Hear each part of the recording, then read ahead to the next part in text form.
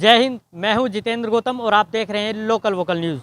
अपने आसपास की सभी खबरें देखने के लिए आज ही अपने मोबाइल के प्ले स्टोर से हमारा ऐप लोकल वोकल न्यूज़ जरूर इंस्टॉल करें और अपने आसपास की सभी खबरों से रहें हमेशा रूबरू।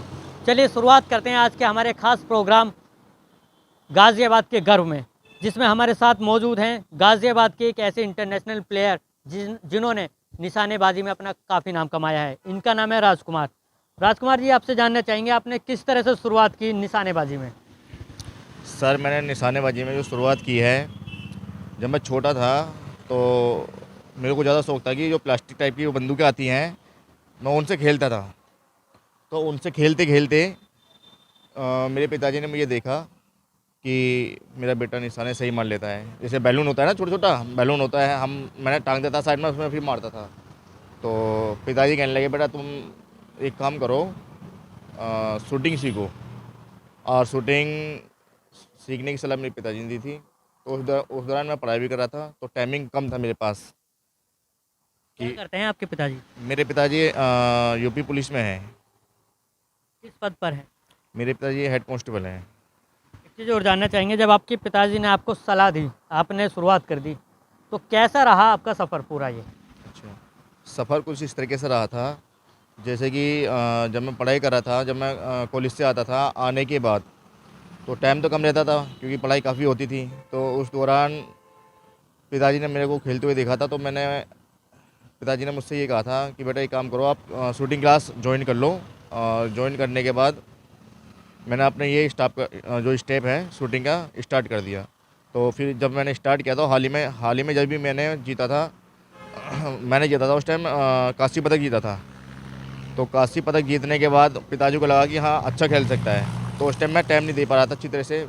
फिर बाद में पिताजी ने कुछ मेरे को टिप बताई कि बेटा एक काम करो, टाइमिंग अपना इस तरीके से रखो कि पढ़ाई भी हो जाए, नुकसान ना हो और अपना देश का नाम भी रोशन करते रहो। तो फिर मैंने पिताजी ने जो टाइमिंग बताई उसके दौरान मॉर्निंग में मैं 6 बजे उठता था, अपना रनिंग वनिंग करके फिर मैं करीबन शूटिंग के लिए निकल जाता था सुबह सुबह ही। शूटिंग सीख के आके फिर मैं कॉलेज निकल जाता था।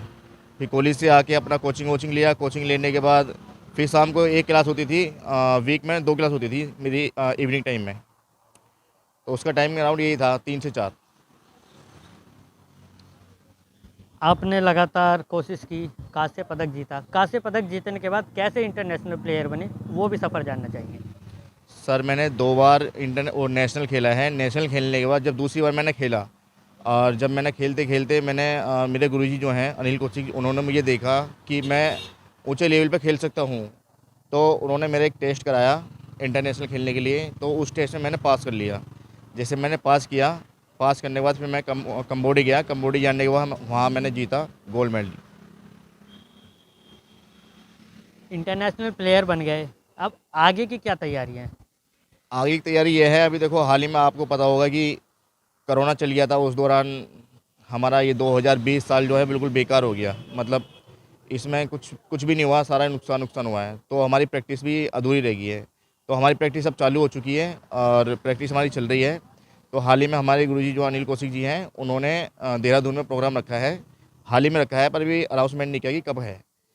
तो उसके बाद परमिशन हमें मिल चुकी है हमारे गुरुजी को, वहाँ की क्या कहते हैं वर्ल्ड गेम की। तो वर्ल्ड गेम का मेरा टेस्ट अभी होना है।